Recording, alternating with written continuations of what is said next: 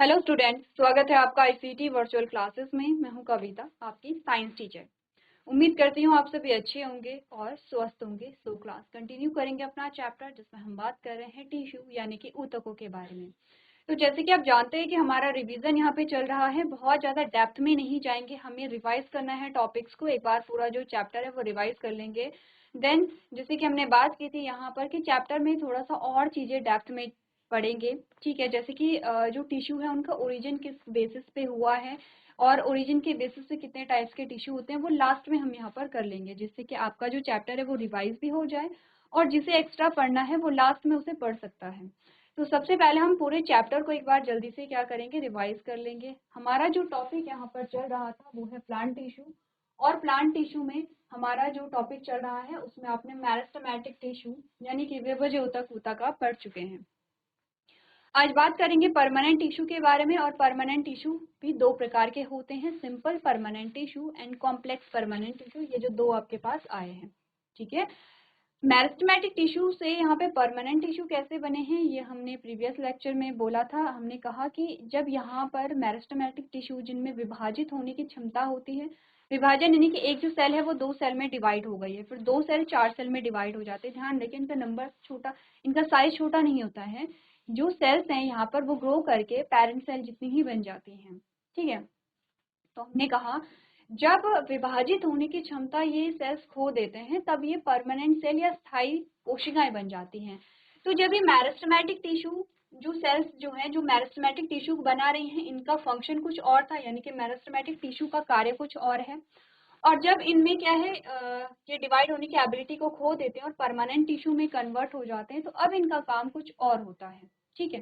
क्योंकि आपने का नेचर चेंज हो रहा है तो इनका कार्य भी अब क्या हो जाएगा, चेंज हो जाएगा, फंक्शन भी इनका चेंज हो जाएगा।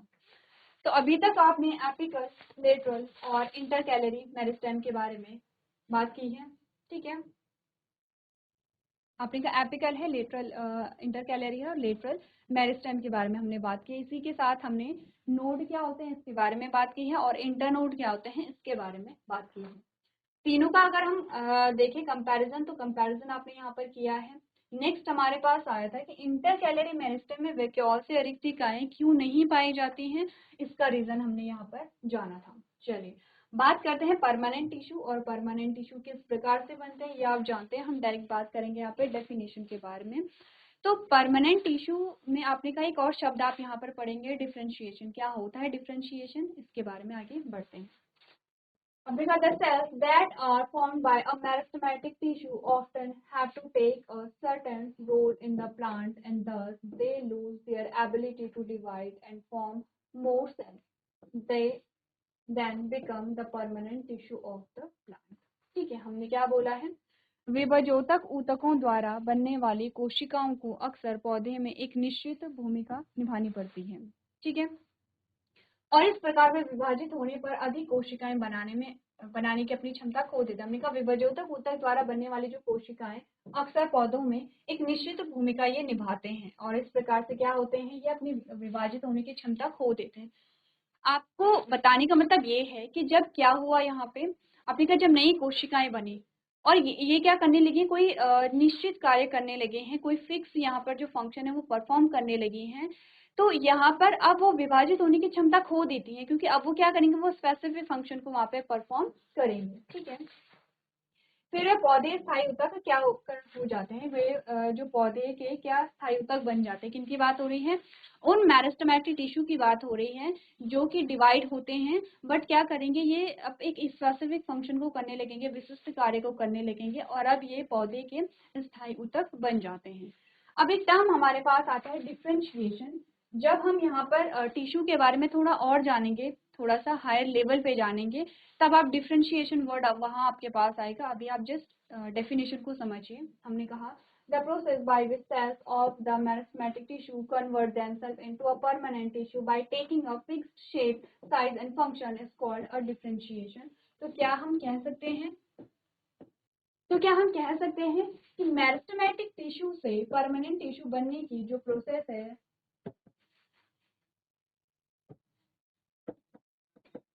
उसे ही डिफरेंशिएशन कहते हैं, ठीक है। सिंपल सी चीज है। हमने कहा जब यहाँ पर मेरिस्टेमेटिक टिश्यू थे, उन्होंने अब अपनी डिवाइड होने की जो एबिलिटी है, जो कैपेसिटी है, वो खो दी है और अब ये परमानेंट बन चुके हैं, ये स्थायी बन चुके हैं। इस प्रक्रिया को हम कहते हैं डिफरेंशिएशन। इजी है यहाँ पे। अब अगर आप बातों को समझ जाते हैं तो आप अपनी डेफिनेशन खुद यहाँ पर बना सकते हैं। क्या बोला गया है? डिफरेंशिएशन को हम विभेदन कहते हैं। आपने कहा वह प्रक्रिया जिसके द्वारा विभजोतक ऊतकों की कोशिकाएं एक निश्चित आकार और कार्य करके स्वयं को स्थायी ऊतक में परिवर्तित कर लेती है, उन्हें हम क्या कहते हैं? विभेदन हम कहते हैं। ठीक है, विभेदन कहलाती है। उस प्रक्रिया को क्या कहेंगे? विभेदन कहेंगे। चलिए आगे बढ़ते हैं और बात करते हैं टाइप्स ऑफ परमानेंट टिश्यू। तो परमानेंट टिश्यू के दो टाइप्स हमने कहे हैं। पहले आप बात करेंगे सिंपल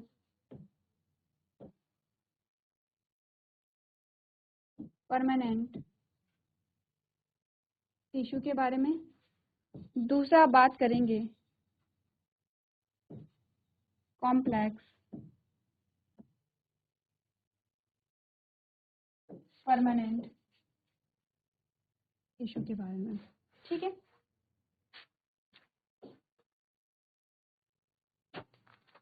स्टार्ट हम सिंपल परमानेंट टिश्यू से करेंगे। क्या होते हैं सिंपल परमानेंट टिश्यू? अगर हम बेसिक से इनमें डिफरेंस देखें तो हमने कहा इनका स्ट्रक्चर सिंपल होता है, एक ही प्रकार की कोशिकाओं से बने होते हैं। ठीक है, इनमें एक ही कोशिका होगी। तो कॉम्प्लेक्स क्या होंगे? उनमें अलग अलग कोशिकाएं होते हैं। आप देखेंगे तीन या चार अलग अलग प्रकार की कोशिकाओं से ये मिलकर के बने होते हैं।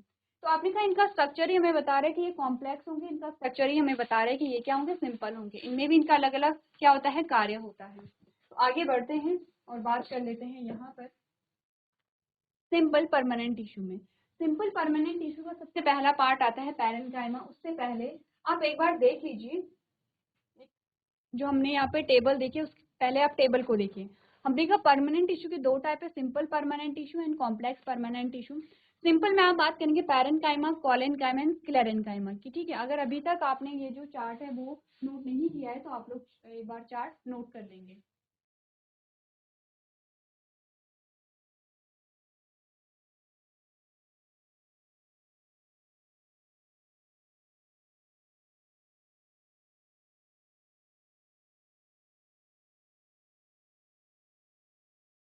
चलिए, तो अब आपने नोट कर लिया होगा। स्टार्ट करते हैं पैरेन्काइमा से। और पैरेन्काइमा कहाँ पाए जाते हैं, क्या इसके फीचर्स होते हैं, स्ट्रक्चर कैसा है, इसके बारे में हम बात करेंगे। ठीक है, पैरेन्काइमा जो है वो आपने कहा कि ऑलमोस्ट प्लांट के पूरे बॉडी पार्ट्स में पाया जाता है। ठीक है, पैरेन्काइमा के कुछ फीचर्स के बारे में बात करेंगे, जैसे कि सेल वॉल कैसी है, यहाँ पे इनके क्या क्या फंक्शंस हो सकते हैं। तो सबसे पहले हमने कहा parenchyma is precursor of all other tissue, यानी कि जो पैरेन्काइमा है वो अदर टिश्यूज के लिए क्या होगा? प्रिकर्सर होगा। The tissue is a living cell consisting of unspecialized cells with thin cell wall. सबसे पहले तो यही कि एक लिविंग कोशिका, लिविंग क्या है? टिश्यू है। ठीक है, कैसे हैं? यहाँ पे लिविंग है, यानी कि डेड नहीं है। तो आपने कहा क्या डेड भी होते हैं? हाँ, आगे जाके आप बात करेंगे कि आपके पास डेड सेल्स भी आएंगी जो कि क्या बनाएंगे? यहाँ पे एक प्रकार का ऊतक बनाएंगे। तो हमने कहा पैरेन्काइमा जो है वो लिविंग सेल से बना होता है, जीवित कोशिकाओं से इसका निर्माण होता है। इसकी जो कोशिका भित्ति है, सेल वॉल है, वो थिन है, पतली है। ठीक है, ध्यान रखिए ये जो छोटे छोटे डिफरेंसेस है वो आते हैं कि सेल वॉल थिन है या थिक है यहाँ पर। ठीक है, चलिए नेक्स्ट हमने कहा there cells are made up of cellulose. ठीक है, जो इनकी जो सेल है, सेल वॉल है, वो कैसे होती है? सेलुलोज से मिलकर के बनी होती हैं। They are loosely packed. ध्यान दीजिए कैसे लूजली पैक्ड हैं। इट मीन्स कि इनके बीच में इंटरसेलुलर स्पेस होगा।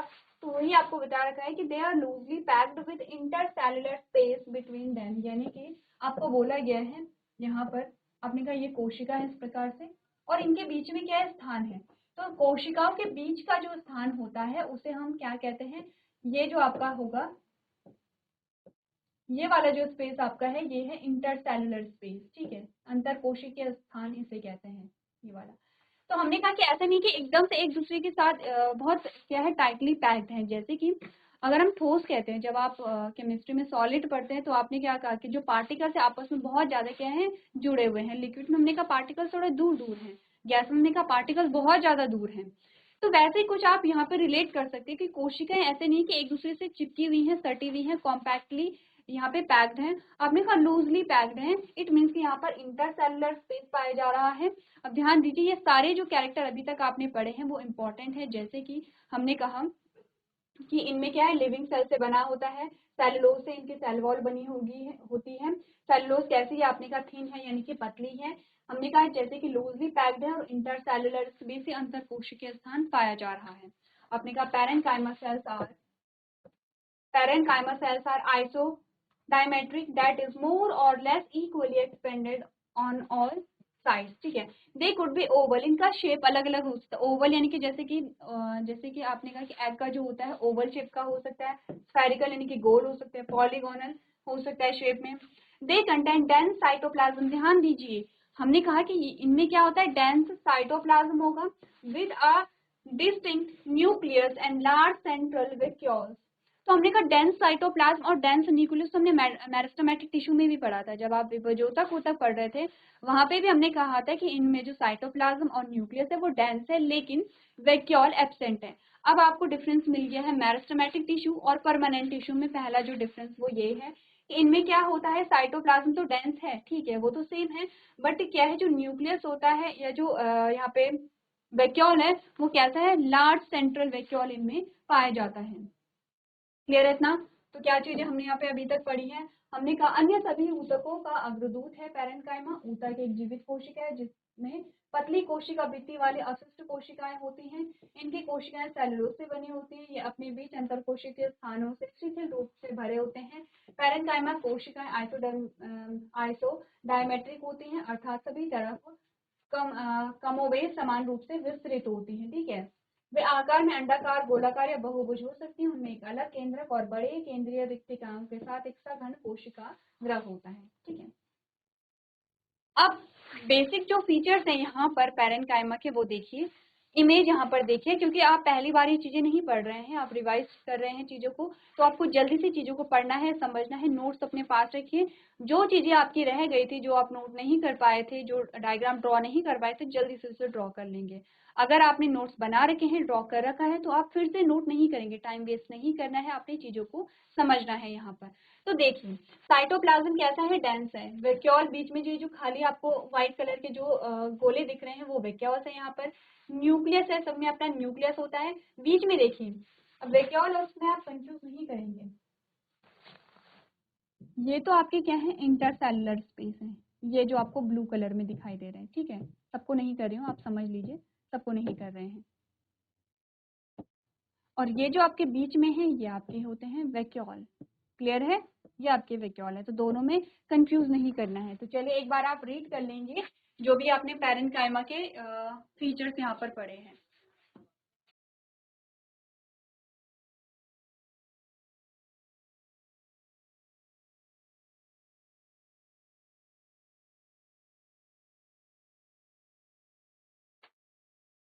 चलिए आगे बढ़ते हैं, हमारे पास आते हैं पैरेन्काइमा के टाइप, ठीक है। पैरेन्काइमा के टाइप्स जो हमारे पास आते हैं वो दो प्रकार के आते हैं। हमने कहा कि पैरेन्काइमा जो है इस प्रकार का है, अगर यही जो सेल्स हैं, यही जो सेल्स है मैं इस प्रकार से बना दूं, ठीक है, ये सेम जो सेल्स यहाँ पर मैं बना दूं, तो इनमें डिफरेंस क्या देखा आपने। चलिए यहाँ नीचे बनाते हैं, यहाँ आप आइडिया नहीं लगा पाएंगे, ठीक है। ये जो सेल्स है यहाँ पर हमने बना दी है, एक सेल यहाँ है, एक यहाँ है, एक यहाँ है, एक यहाँ है, ठीक है। इस प्रकार से आप अकॉर्डिंग टू स्पेस आप समझ सकते हैं। आपको इनमें क्या दिखा, इसमें और इसमें डिफरेंस क्या दिखा। इसमें आपने कहा कि जो इंटरसेलुलर स्पेस हमारे पास आते हैं, इंटरसेलुलर स्पेस हमने ब्लू में दिखाए थे, जो इंटरसेलुलर स्पेस थे वो इतने थे। यहाँ पर आपने कहा ये पूरा ही इंटरसेलुलर स्पेस है, यहाँ से लेके यहाँ तक ये पूरा इंटरसेलुलर स्पेस है। तो इस बात से हम ये समझे इन दोनों में एक डिफरेंस, मेजर जो डिफरेंस है वो तो ये है कि इंटरसेलुलर स्पेस बहुत ज्यादा जब बढ़ जाते हैं तब हम पैरेन्काइमा को कहते हैं एरेन्काइमा, ठीक है। पैरेन्काइमा, एरेन्काइमा। एरेन्काइमा जो पाए जाते हैं वो पाए जाते हैं जलीय पौधों में। इस प्रकार का जो पैरेन्काइमा है वो जलीय पौधों में पाया जाएगा,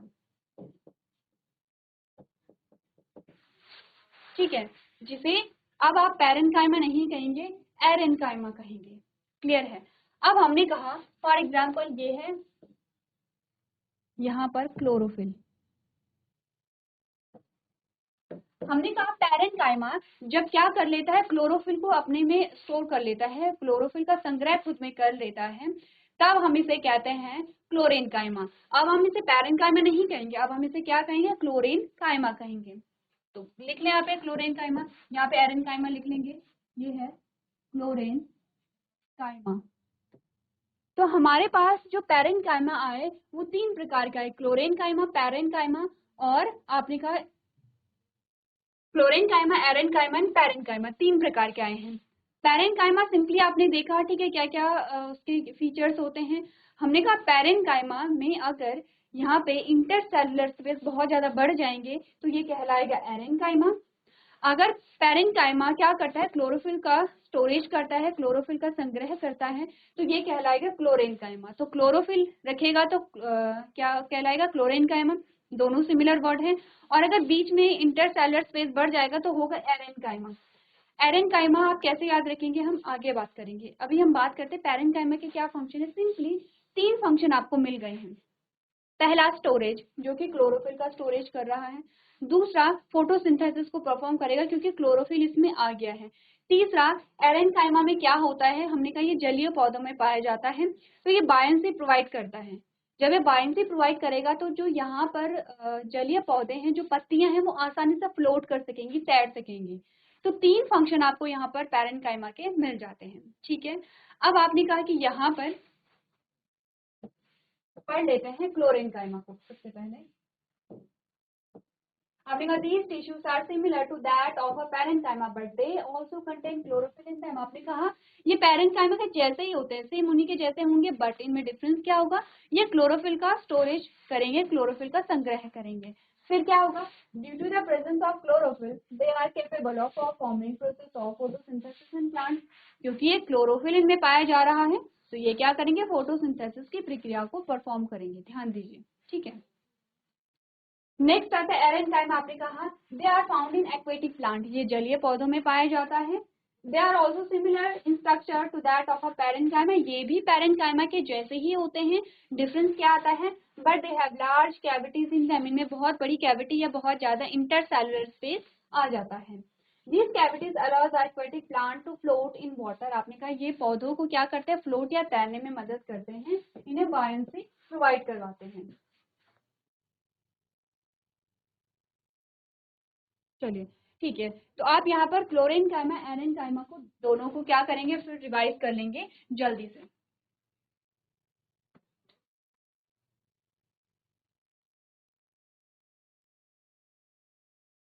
चलिए तो आगे बढ़ते हैं और बात करते हैं अपने सेकंड टाइप के सिंपल परमानेंट टिश्यू के बारे में। ध्यान दीजिए, हम पढ़ रहे हैं सिंपल परमानेंट टिश्यू, जिसमें सबसे पहले आपने पैरेन्काइमा पढ़ा है और पैरेन्काइमा के टाइप पढ़े हैं। अब बात करते हैं कॉलेनकाइमा, जो सेकंड टाइप का हमारा क्या है, सिंपल परमानेंट टिश्यू है। कॉलेनकाइमा क्या है, किस प्रकार के फीचर से बढ़ते हैं आगे, आपने कहा cells of collenchyma are live, ये भी क्या है, इनकी जो सेल्स होती है वो लिविंग है, ये भी क्या है, इस मीन्स कि ये क्या होगा, लिविंग होगा, ठीक है। Second, they are oval and elongated and tightly packed with no intercellular space. आपने कहा जो कॉलेनकाइमा और पैरेन्काइमा दोनों में डिफरेंस आ गया है। इनके सबसे पहले तो साइज बता रखा है कि ओवल होते हैं या इलोंगेटेड होंगे, ठीक है।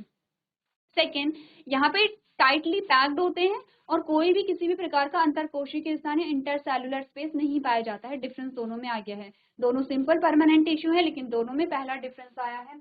नेक्स्ट हमने कहा they are found below epidermis in leaves and stem, तने और पत्ती में एपिडर्मिस के नीचे पाए जाते हैं, उन्हें हम क्या कहेंगे, कॉलेनकाइमा कहेंगे, ठीक है। फंक्शन क्या होंगे इनके, हमने इनका फंक्शन होगा they provide mechanical support to the plant, ये क्या करेंगे, मैकेनिकल सपोर्ट देंगे प्लांट को। ध्यान दीजिए पैरेन्काइमा मैकेनिकल सपोर्ट नहीं देता है। आपसे कभी कभी ये भी पूछा जाता है कि निम्नलिखित में से कौन सा पैरेन्काइमा का कार्य नहीं है, उसमें एक ऑप्शन आपके पास आता है मैकेनिकल सपोर्ट, वो पैरेन्काइमा का फंक्शन नहीं होता है। नेक्स्ट हमने कहा दूसरा फंक्शन क्या होगा, they also provide flexibility to plant so that they can bend without breaking. आपने कहा फ्लेक्सिबिलिटी देते हैं, जैसे कि जो शाखाएं होती है तो आप क्या करते हैं, शाखाओं को नीचे खींचते हैं फिर उन्हें छोड़ते हैं, ऐसा नहीं कि आपने थोड़ा सा खींचा वो टूट जाएंगे, बहुत ज्यादा खींचेंगे तो वो टूटेंगे, लेकिन नॉर्मली वो नहीं टूटते हैं। तो आपने कहा ये जो फ्लेक्सिबिलिटी है पौधों में वो किसकी वजह से होती है, यहाँ पर कॉलेनकाइमा की वजह से। क्या है कॉलेनकाइमा? लिविंग आपके पास सेल से बना होता है। स्ट्रक्चर देखिए आप, और यहाँ पर आपको देखने को मिलेगा इंटरसेल्युलर स्पेस नहीं है, वैक्यूल है, सेल वॉल पाई जा रही है। जो इनके कॉर्नर है वो थिक है। यहाँ पर हमने कहा था कि जो पैरेन्काइमा है उसमें जो सेल वॉल है वो कैसी है, थिन है, पतली है।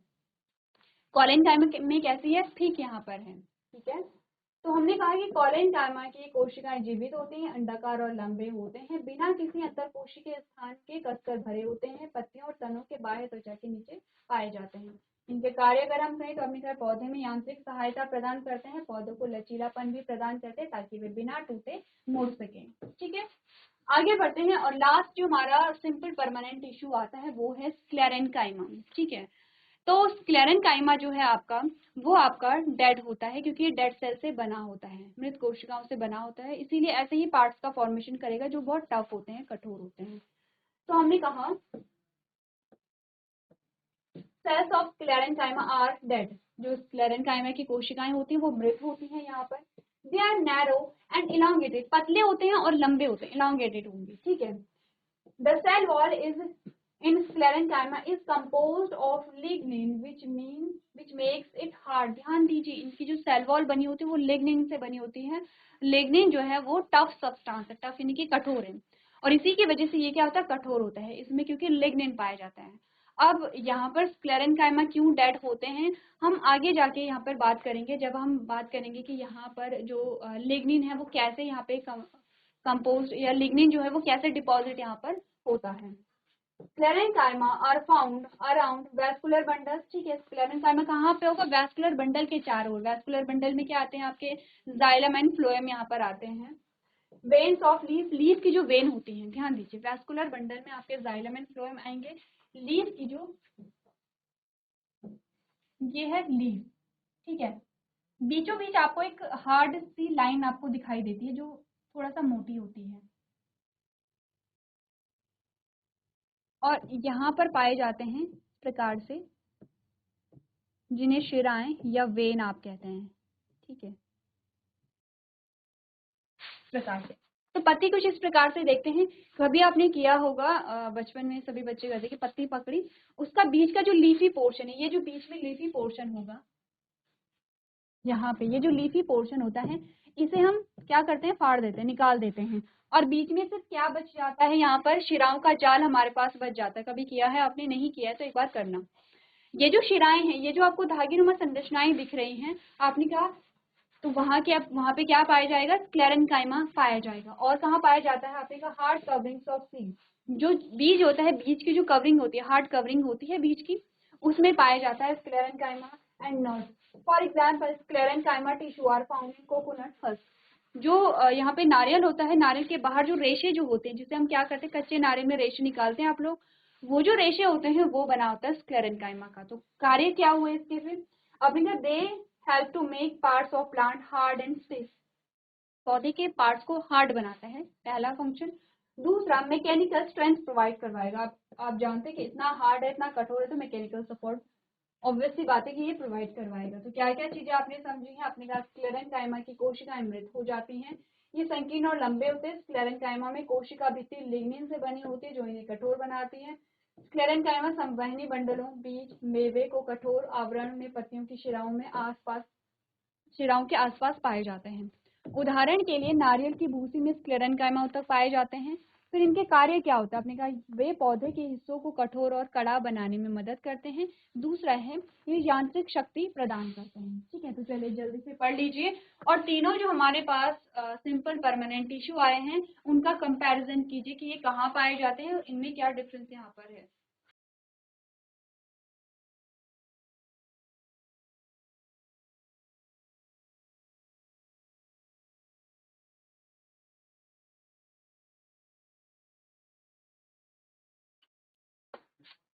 तो ये हमने बात की है सिंपल परमानेंट टिश्यू के बारे में। नेक्स्ट हमारे पास कौन सा टॉपिक आएगा, कॉम्प्लेक्स परमानेंट टिश्यू। ठीक है, ये तीनों प्रकार के टिश्यू हमारे पास आते हैं।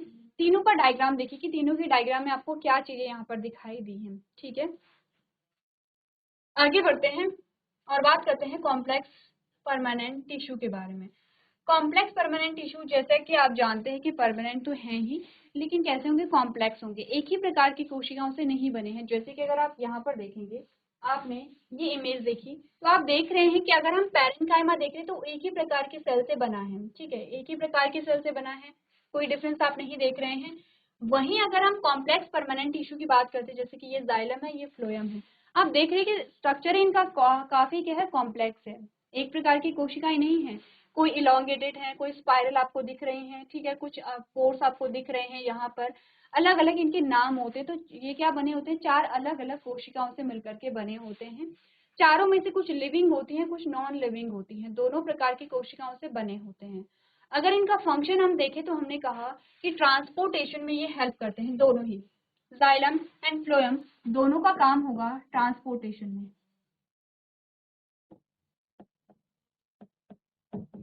किसका, हमने कहा वाटर यानी कि जल का, और दूसरा हमने कहा फूड का यानी कि भोजन का। ये दो मेन होते हैं भोजन का।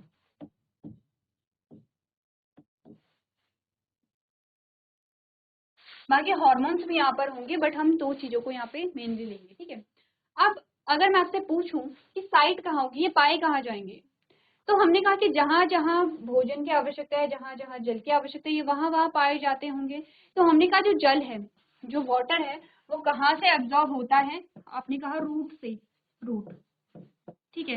रूट क्या करती है, एब्जॉर्ब करने का काम करती है, और रूट से जो जल है, जो पानी है, वो प्लांट के हर एक पार्ट तक पहुंचाया जाएगा, ठीक है। तो हम कह सकते हैं कि रूट से लेकर के आपने कहा स्टेम, लीफ, और जिस हर एक पार्ट तक जो है वो जाइलम पाया जाता होगा, क्योंकि जल का जो कंडक्शन है या जो पानी का जो वितरण है वो कौन करेगा, जाइलम करेगा, ठीक है। जैसे कि हमने पिछली बार भी याद किया था, ज से जाइलम, ज से जल, क्लियर है।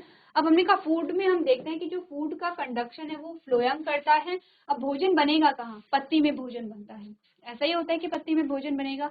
और भोजन की जरूरत कहाँ पर होती है, आपने कहा हर एक पार्ट पे, जहां पर आपको ग्रोथ एंड डेवलपमेंट देखने को मिल रहा है। आपने कहा रूट्स में भी डेवलपमेंट होता है, रूट भी नीचे की ओर बढ़ती हैं।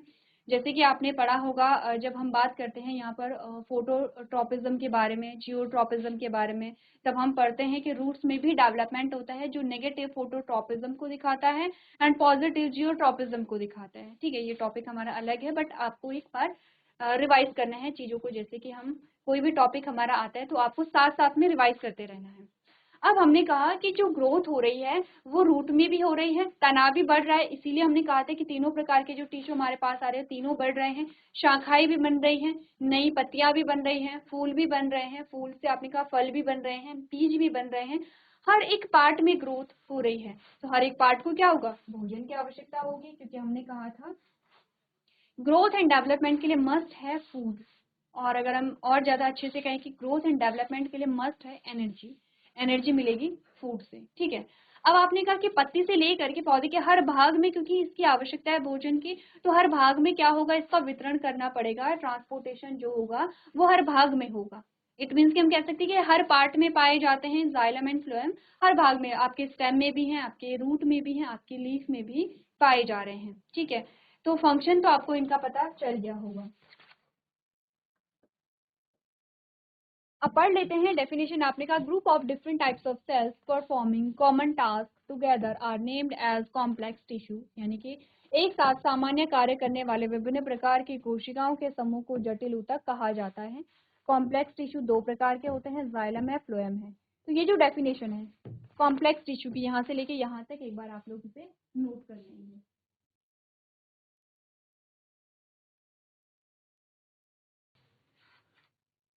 चलिए, तो आपने ये डेफिनेशन नोट कर ली होगी।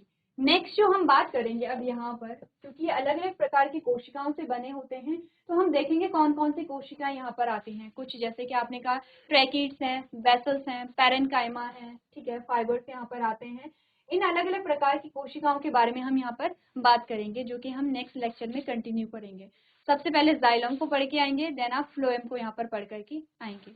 तो आज के सेशन में हम इतना ही करेंगे। अभी तक क्लास में बने रहने के लिए आपका धन्यवाद।